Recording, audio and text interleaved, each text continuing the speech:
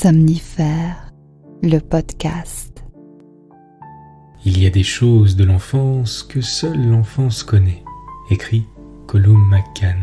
Bonsoir à toutes et à tous, nous sommes le dimanche 16 janvier et Somnifère vous raconte ce soir l'histoire d'une jeune fille qui arrive à comprendre le langage des fleurs et du vent et même à communiquer avec eux. Une faculté que tout le monde a mais qui se perd à l'âge adulte. Et ce qu'ils se disent va beaucoup la surprendre. C'est un conte philosophique plein de sensibilité de George Sand et intitulé « Ce que disent les fleurs ». Je vous souhaite une excellente nuit et maintenant place à notre séance de relaxation. La séance de relaxation. Nous sommes à la mi-janvier, au cœur du mois le plus froid de l'année. Les journées sont courtes, la luminosité baisse, ce qui a parfois tendance à nous donner un petit coup de blues. Nous sommes également nombreux à être en télétravail en ce moment, ce qui limite les interactions sociales et l'activité physique. Je vous propose pour la semaine qui arrive qu'on ne se laisse pas aller à la morosité. Janvier, c'est aussi le mois de l'année où on a le plaisir de se réfugier dans la chaleur des cafés et des restaurants. C'est le mois où l'on se fait des plats un peu plus copieux, des raclettes, des gratins. C'est le mois de la galette des rois, des soirées crêpes, des boissons chaudes et des gros pulls confortables. C'est aussi le mois des fleurs d'hiver, comme la tulipe, qui avec ses couleurs vives égaye instantanément notre intérieur.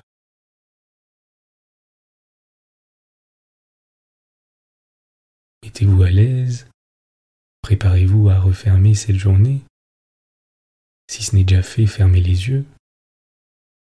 Et on va commencer par prendre une très grande inspiration en gonflant le ventre. Et on évacue toutes les tensions de la journée à l'expire.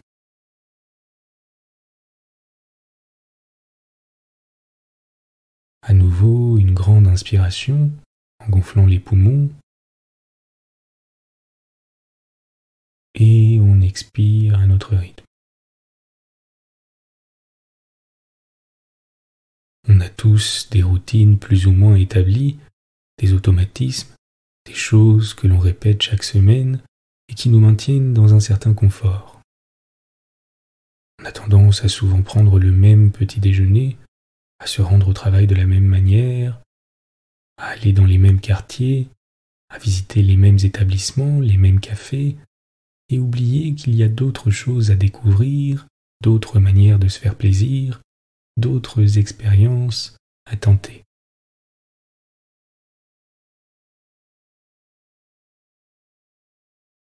Cette semaine, prenons un moment pour prendre soin de nous et nous faire plaisir. Qu'il s'agisse de cuisiner quelque chose de saison, d'aller faire une expo, de se balader en pleine nature, d'aller choisir un gros livre chez le libraire, un bouquet chez le fleuriste, de déguster un café sur une terrasse chauffée, d'aller au théâtre ou dans une galerie d'art. Fixons-nous l'objectif de faire quelque chose de nouveau, de casser notre routine hivernale, de continuer de nous enthousiasmer et de garder le moral.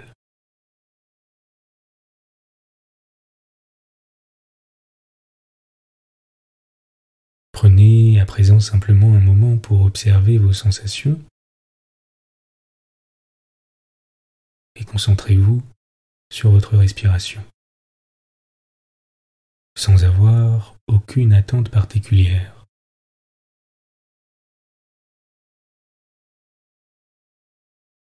Laissez les pensées venir à votre esprit si elles le souhaitent, défiler et se dissiper à leur guise.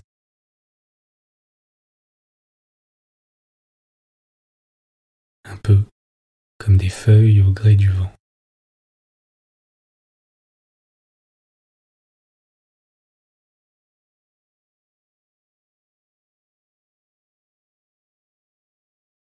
Et recentrez doucement votre attention sur votre respiration.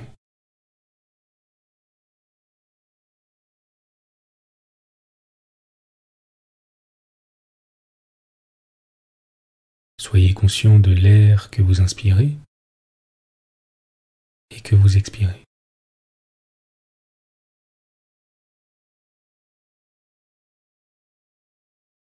Des mouvements de votre corps à l'inspire et à l'expire.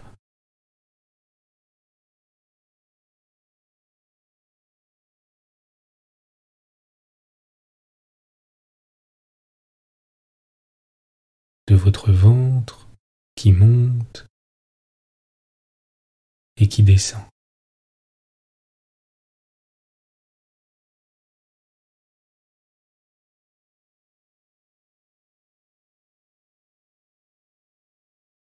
Pensez à bien détendre votre mâchoire, votre gorge et vos épaules qui sont complètement relâchées sur le matelas.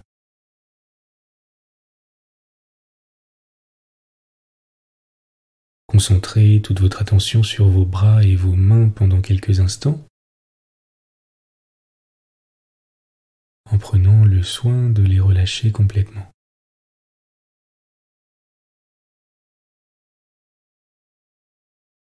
Observez simplement les sensations qui apparaissent.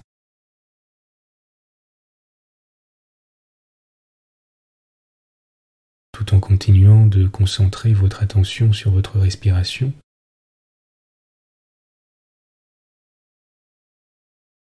et sur l'air qui entre et sort de vos narines.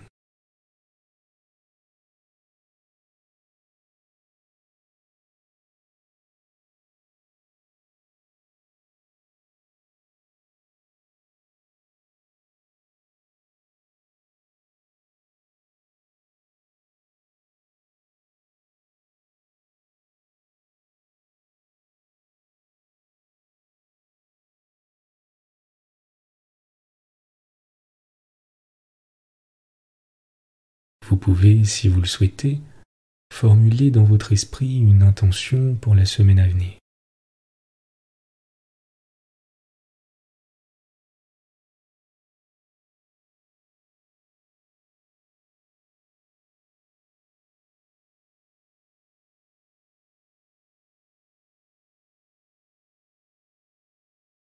Vous êtes calme et détendu.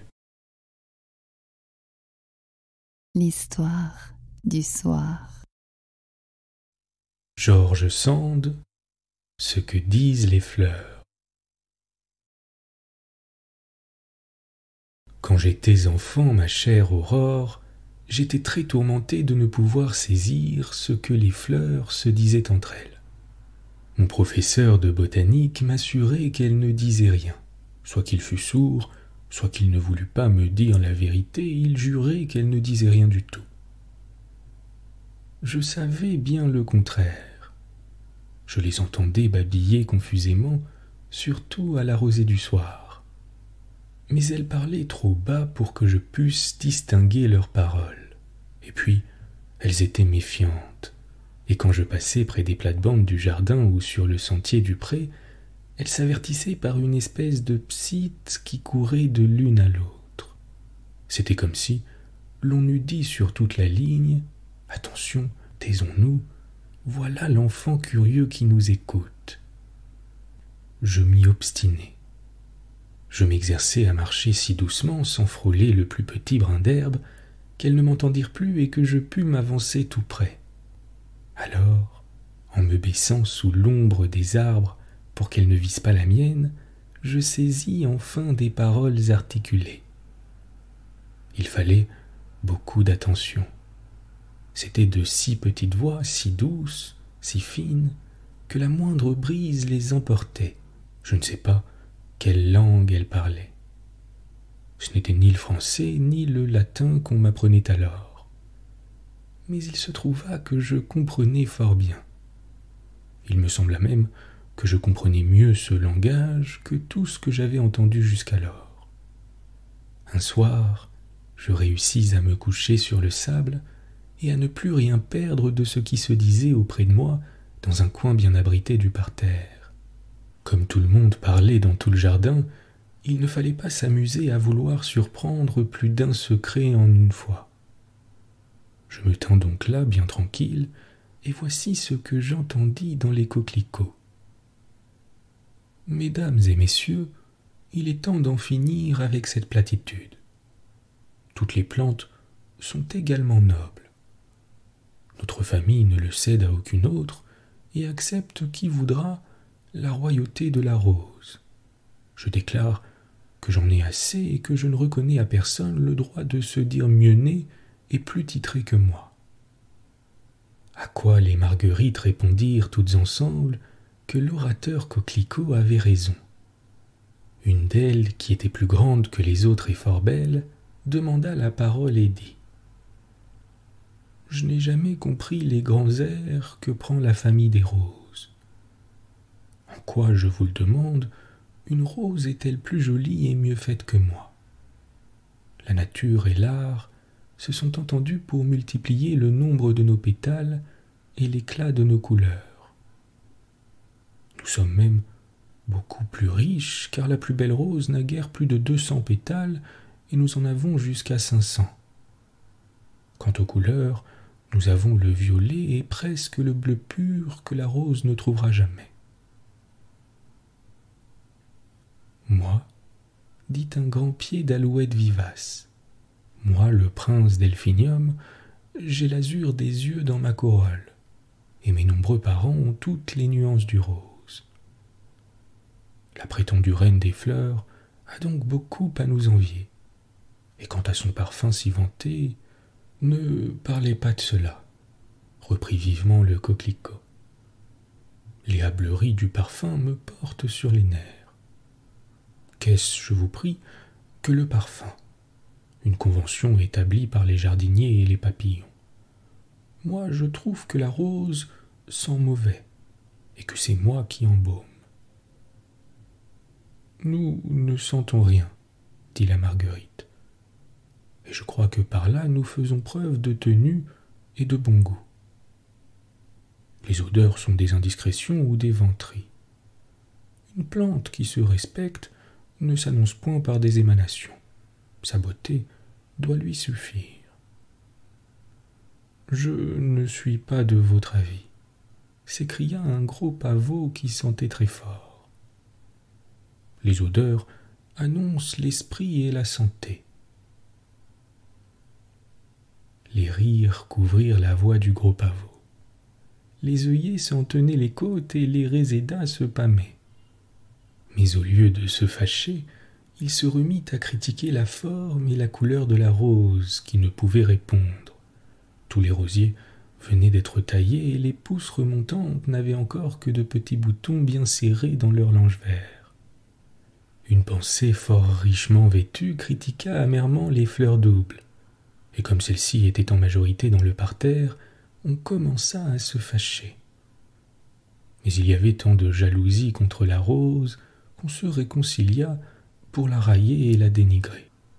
La pensée eut même du succès quand elle compara la rose à un gros chou paumé, donnant la préférence à celui-ci à cause de sa taille et de son utilité.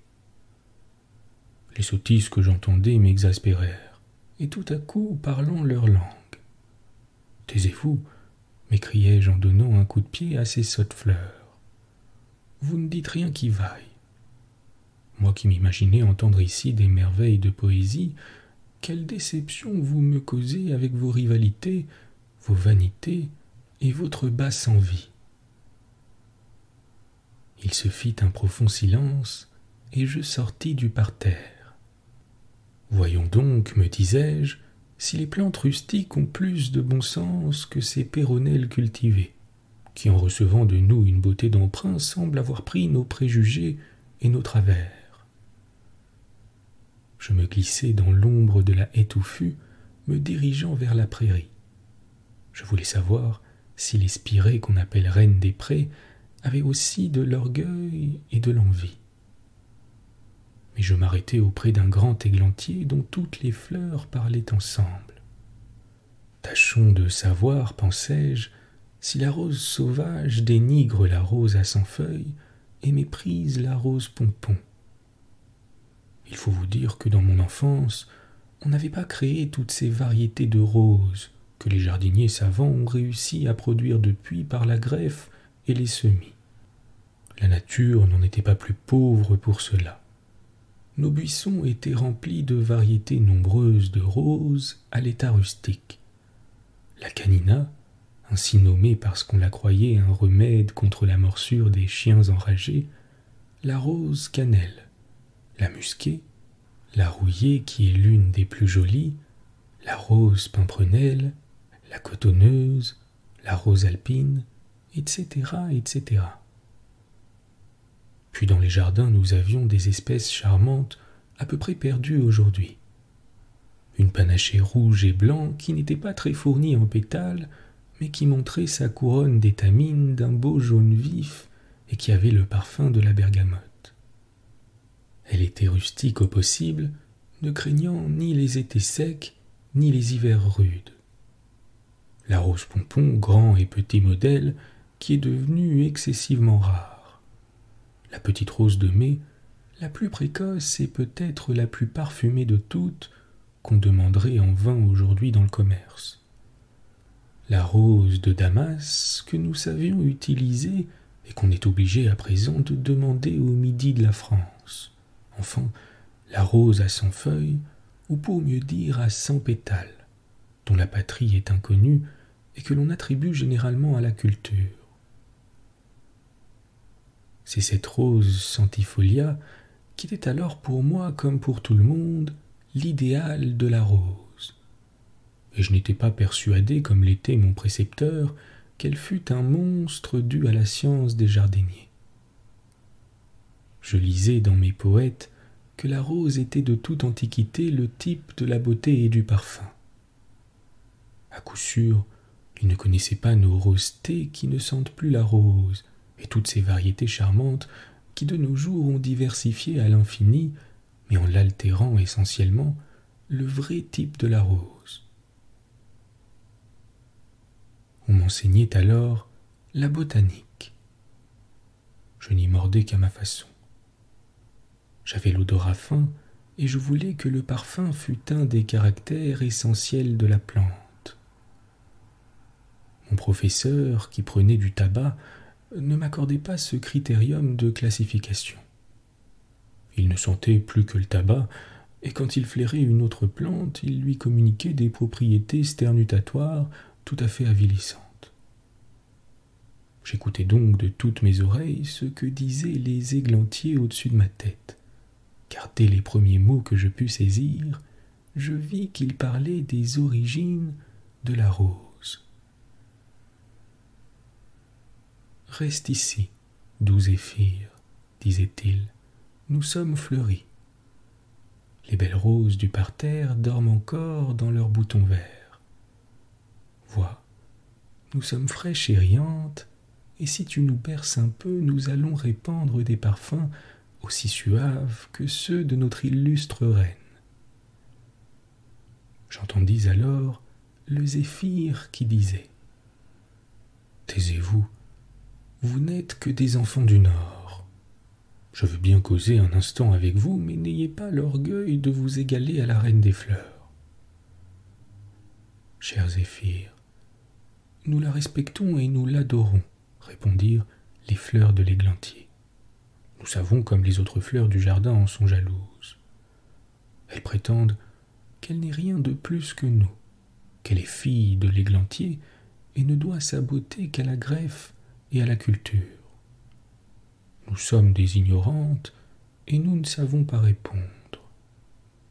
Dis-nous, toi, qui es plus ancien que nous sur la terre, si tu connais la véritable origine de la rose. Je vous la dirai, car c'est ma propre histoire.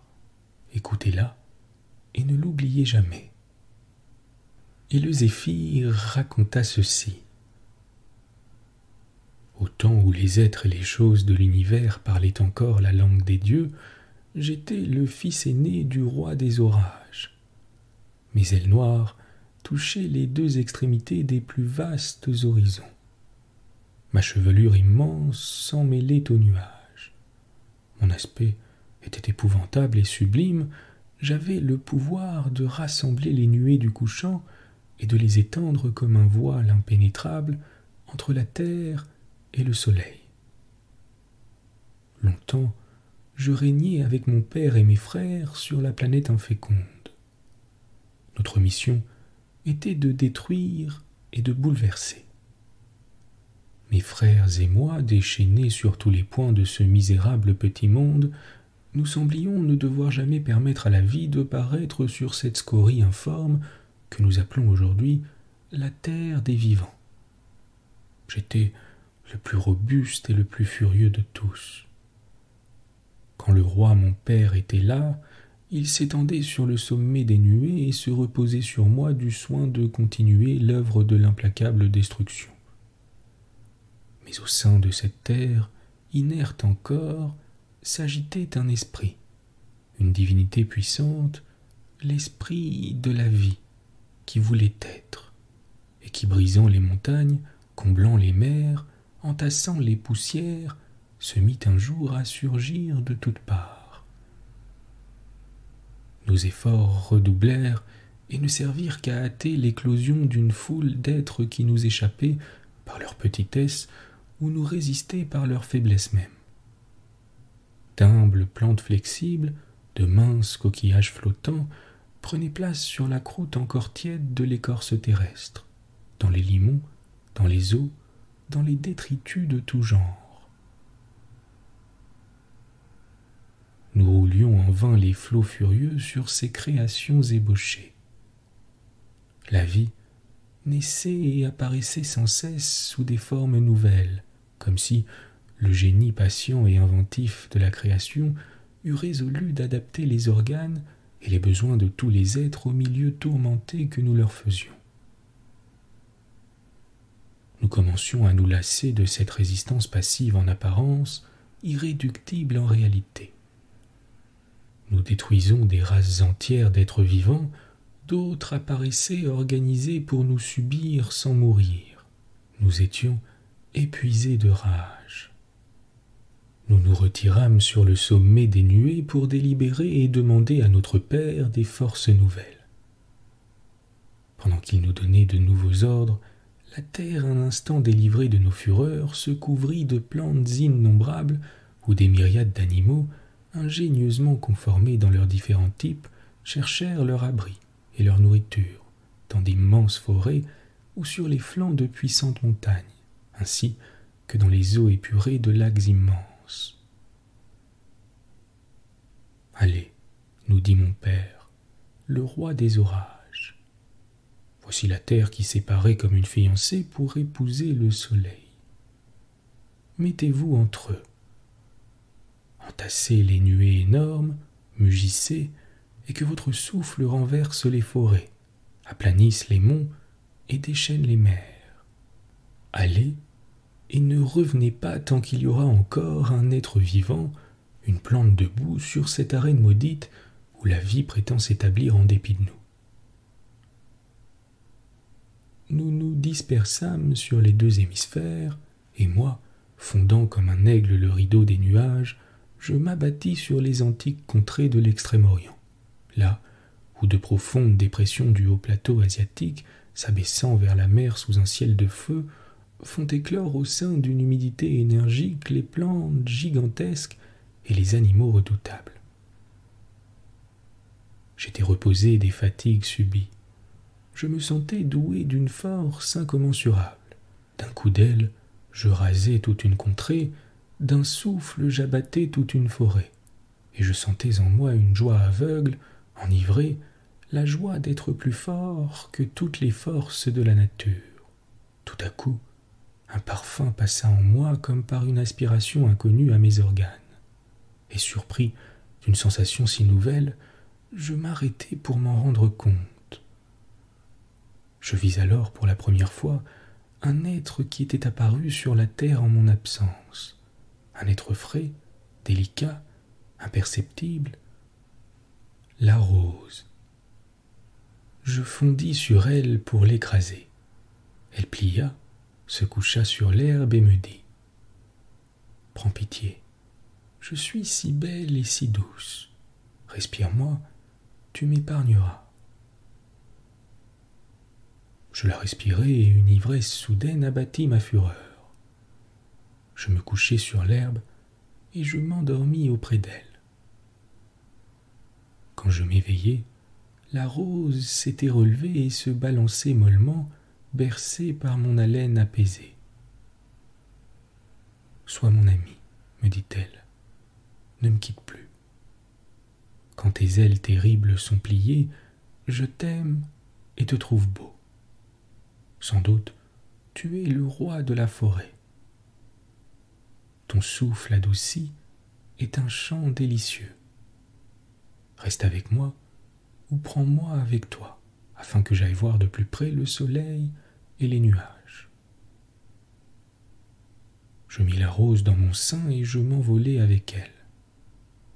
Mais bientôt, il me sembla qu'elle se flétrissait.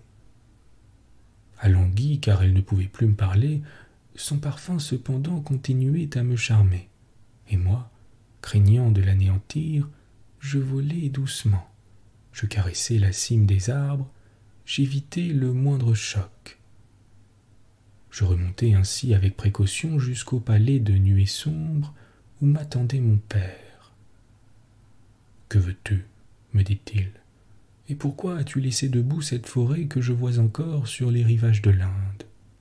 Retourne l'exterminer au plus vite. » « Oui, » répondis-je en lui montrant la rose, « mais laisse-moi te confier ce trésor que je veux sauver. » « Sauver » s'écria-t-il en rugissant de colère. « Tu veux sauver quelque chose ?»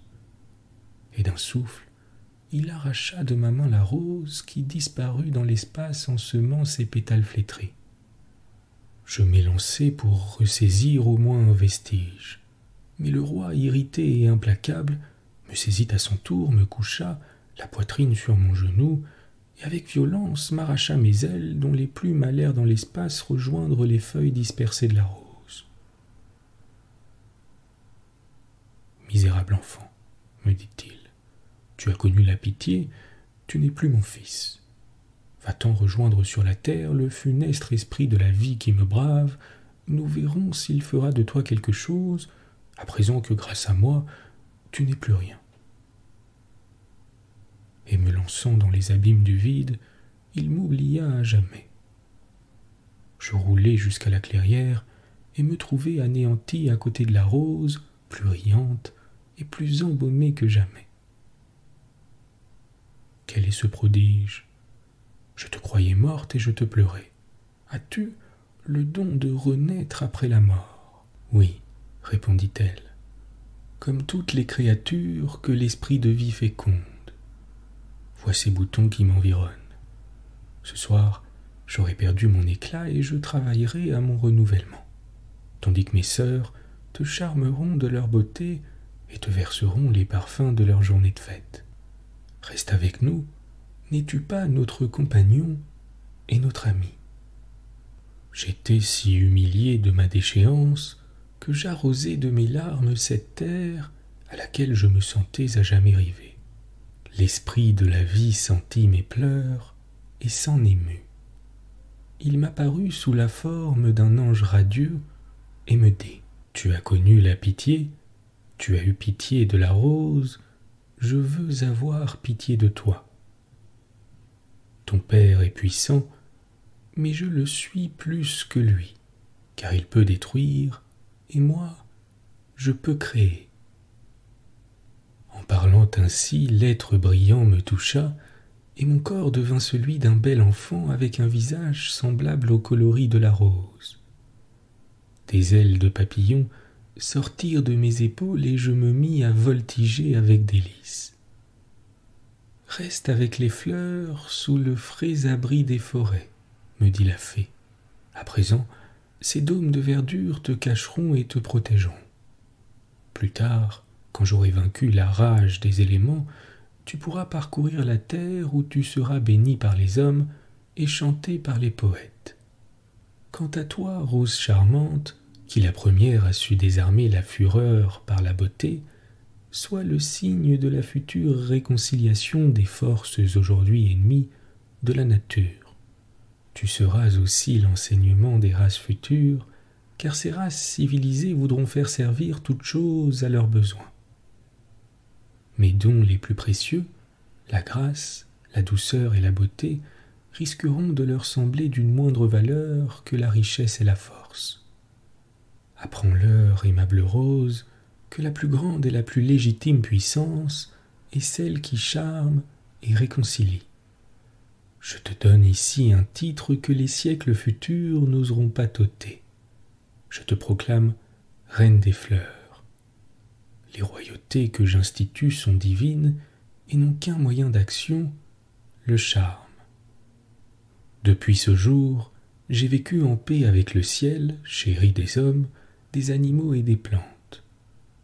Ma libre et divine origine me laisse le choix de résider où il me plaît, mais je suis trop l'ami de la terre et le serviteur de la vie à laquelle mon souffle bienfaisant contribue pour quitter cette terre chérie où mon premier et éternel amour me retient. Oui, mes chères petites, je suis le fidèle amant de la rose, et par conséquent, votre frère et votre ami. En ce cas, s'écrièrent toutes les petites roses de l'églantier, donne-nous le bal et réjouissons-nous en chantant les louanges de Madame la Reine, la rose à 100 feuilles de l'Orient. Le zéphyr agita ses jolies ailes et ce fut au-dessus de ma tête une danse effrénée, accompagnée de frôlements de branches et de claquements de feuilles en guise de timbales et de castagnettes. Il arriva bien à quelques petites folles de déchirer leurs robes de bal et de semer leurs pétales dans mes cheveux. Mais elles n'y firent pas attention et dansèrent de plus belle en chantant. Vive la belle rose dont la douceur a vaincu le fils des orages. Vive le bon zéphyr qui est resté l'ami des fleurs. Quand je racontai à mon précepteur ce que j'avais entendu, il déclara que j'étais malade et qu'il fallait m'administrer un purgatif.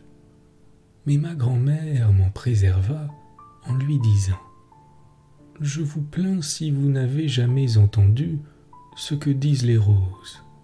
Quant à moi, je regrette le temps où je l'entendais. C'est une faculté de l'enfance. Prenez garde de confondre les facultés avec les maladies. » Bonne nuit. Bonne nuit.